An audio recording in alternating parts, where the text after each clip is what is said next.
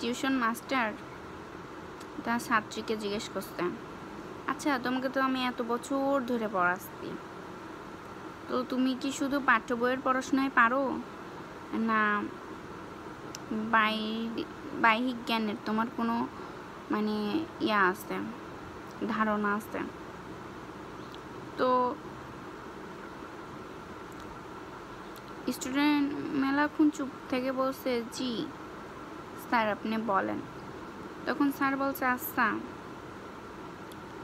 মেয়েটার নাম বেলি, আচ্ছা বেলি বলো তো, সুজ হয়ে ঢুকে ফাল হয়ে বেরোনোর উদাহরণটা যে মানুষ দেয়, এই উদাহরণটা আসলে আমাকে একটু বিশ্লেষণ করে বলো।